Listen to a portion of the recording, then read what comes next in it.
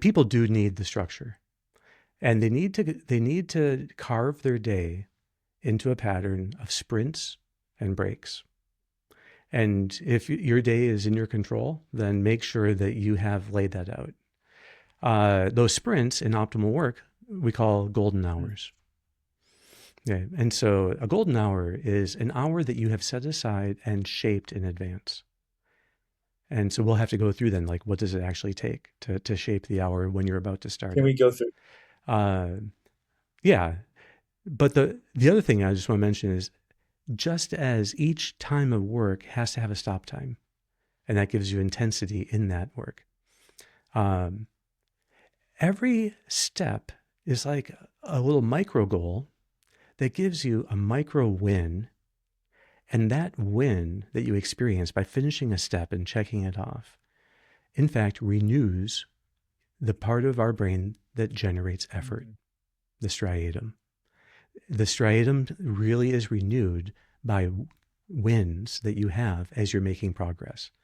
The sense that you're making progress and checking steps off as you go through them is a wonderful way of getting your striatum to stay at 100% intensity of effort. But then the same is true of the day as a whole. The day has to have a stop time. So it's a super common mistake that people make, especially if they work in a startup, that they will work until the evening, and they work through the evening, or they go home and they might be with family for dinner, and then they work again afterwards. So I think that guarantees half work, because you just can't be working intensely all hours. I feel like of you're the day. direct. Do you have a hidden camera that's been set up in my life for the last? Yeah, no, your wife has been telling me on the side what I You're should be saying. describing the Yeah. exact mistakes I make in detail. How do we set up the perfect golden hour? Yeah. So in a way, we can think of this as what we want out of any setup is enthusiasm. We want full drive for the work that we're about to do. And the way I see it, it goes through stages. That first, you have to ignite meaning. Then you can ignite effort and then attention. Okay, so I see meaning, effort, and attention as three primary systems within our brain for producing work. But they are stacked on top of each other, as it were. Meaning has to be online first. When meaning is fully online, it actually gives dopamine to both effort and attention. Dopamine directly counteracts adenosine. So dopamine receptors and adenosine receptors are called heterodimers. It's the same receptor. So a strong binding of dopamine can actually counteract adenosine. Interesting. And so much depends then on tapping in to a deeper source of meaning. Okay, what people are most used to. Have you ever noticed that if you're tired, going to an algorithm, like say on X or something, actually kind of perks you up. It gives you some energy. Okay, you're experiencing the effect of dopamine, but that is a cheap kind of dopamine. And that comes from a different part of the brain. It does facilitate effort, but it tends to facilitate a certain kind of effort, a more rigid, stereotyped, compulsive form of effort. But that is the same effort that people use when they're pushing through difficulty. Okay, so instead of cheap dopamine, what we want is deep dopamine, which comes from an entirely different, answering a different question. It comes from asking yourself, who am I serving with this work that I'm doing? We humans are built so that our meaning engine, if I can call it that, is centered on bonds, the actual bonds we have with people. So the deepest source of dopamine within us is tapped into by working for love. Love is the primary motivating force in the human brain. Is that? Love So go ahead, Doc. I interrupted you. Finish the thought. Yeah, it is. Love is what, in fact, then gives, you could say, vitality to both effort and attention. So that makes that rough architecture of meaning leads to effort, which leads to attention. That makes sense to me. But to get the meaning, is that something you can just flip a switch on? Like, let's say you're an investment banker working in New York and you Hmm. just listen to this podcast and you know that tomorrow you have to do a bunch of spreadsheets. Can you just flip with a switch, flip on meaning? Are there any mental tools that you can make any work meaningful? Or does that mean you need to change careers and go work for the Peace Corps? Yeah. So you remember that gap we were talking about, between work as usual and then what it would look like to really do it Yes. in a new and better Yes. way, and that gap is where ideals Hmm. live? The more people can actually be thinking at that level, which is, how could I how could I do this work in a more generous way?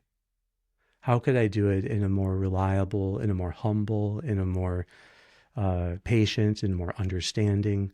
You think of the ideals there. The beauty of ideals is that they're all bond adjacent.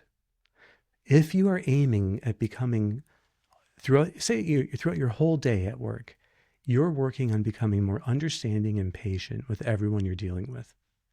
So you're aiming to bring understanding and patience into every interaction you have that day. So that becomes, you will go home that night more understanding and patient for those that you love. So if you So don't have the kind of work that is intrinsically meaningful, you can infuse meaning into it in the way that you approach the work. yeah, and I would think that the more people are prioritizing putting, in fact, ideals into their way of Hmm. working, the more they will gravitate towards forms of work that actually do serve the common good, Interesting. that serve real I, people. y- The entire purpose of professional work is service. If it's not service, what would we be doing? Every single professionalism is actually service mm, first. If you didn't put service first, you couldn't be professional. that's, So every profession is about hmm, service. So the people that you're serving have to matter to you. And that's the work of an that's ideal. interesting. That's the work of justice. Justice lets us actually prioritize the good of others in our Hmm. work. So we're thinking, what benefit is my work actually bringing to others? If you couldn't honestly see a way that your work is, in fact, benefiting um, real people, justice would actually make you change. So that it would be unjust to be paid for things that are actually harming people So or aren't bringing a benefit to what's society. so interesting about your point, Dr. Majors, is I remember reading Karl Marx in college. I know that's a terrible Mm-hmm. term, terrible author to bring up, but This is he was at Princeton, right? Princeton, and he has an interesting Mm-hmm. point that he makes, which I've always gravitated to, which is he made the point that if you're just a cog in a machine, if you're just the person, think of the capitalistic industrial nature of what he's arguing against. If you're in a factory and you're just putting the shoelace on the shoe, he argues that because you're not seeing the fruits of your labor, that's not meaningful work. And for him, meaningful work is like the cobbler or the craftsman who builds the entire shoe and then hands it to the Mm-hmm. customer. So that your argument, it seems to me, might lend some credence to the idea that you should try to work at something or work in something where you are actually seeing how what you do affects someone, right? I mean, that Yeah. would seem to be the natural implication. Yeah. What I would say though is that in most of our lives, our clients or customers are not the top of the pyramid. Hmm. So, but our actual friends and families, those are getting to the top. So that there's a kind of order here in bonds that we have. Interesting. And so, and as that order gets higher, it will tend to be more deeply motivating. So, assuming that if we're setting up the golden hour, we have the meaning piece checked, meaning that Yes, the first question is who will benefit? so we have the who will benefit from And you this need to work, answer and that. then what's the next level to it? The next question is what's the hardest part of this task going to be? So you need to be clear in your mind about the cost that the work will entail. Particularly then, and it comes then the next question is, and what would excellence look like in this So work? the And that has to be related back to the cost. There's a cost of excellence. What would it look like? There should be, whenever we work, a kind of stretch that we're stretching ourselves. It's like at the gym. You want resistance. You want to feel in the gym that you're getting at the very edge where you might have 3 reps left in you, or something like that. And so you're trying. Yeah. Yep. And so you want to get to the edge of your current state and then be starting to stretch yourself past that. And that in an hour of work, there's a certain cost that will come up then. But really, it helps to identify, is there anything in this task that I would be dreading, that is going to be the hard part, that I'll be tempted to avoid? That has to be met very squarely. Interesting. Because it kind of raises the question then, can I bear that cost for the love of the people I'm serving? Can we think of an example of what the hardest part of a task might be? In my head, I'm trying to put this in vivid terms for someone listening. If you have to write a paper, or you have to if you have to write a paper, with the hardest part, you might say, is I don't know, getting the topic sentence right or something like that, or it could be getting started. Yeah. So for many writers, just opening up a blank page will be the hardest part. Okay. So or it could be the feeling they get as they start putting things onto the page. There's this kind of vulnerable awkwardness that comes in. And so is there anything, this is like a real great mastery question. What about this next hour would be most awkward for me? Awkwardness is a fantastic sign of a learning curve. And that awkward feeling we get is just the signal we get from learning. Wow. How could I do this task in a way that would actually feel a bit awkward right now, but would stretch me in the right direction?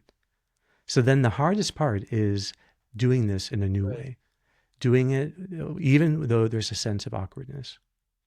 So for instance, if you're speaking, you might be used to speaking with everything written out, and transitioning to speaking with just keywords on a page is going to feel awkward at first. That could be an excellent thing to be internally celebrating awkwardness as the leading edge of growth. Reframing it is what we call it. That's a perfect way to put it, because so much of things that we avoid it because we're scared of that awkwardness. But if you reframe it as the opportunity for excellence, or the opportunity to grow, or the opportunity to gain a new skill, it completely inverts it and gives you the energy and drive you need to achieve it. Yeah, exactly. So when I'm doing preparing presentations, for me, the hardest part is not getting caught in details. So staying at a certain level above the details, so I can arrange the whole first. But then the excellence I'm going for is a kind of clarity and warmth in presenting ideas that I think are transformative.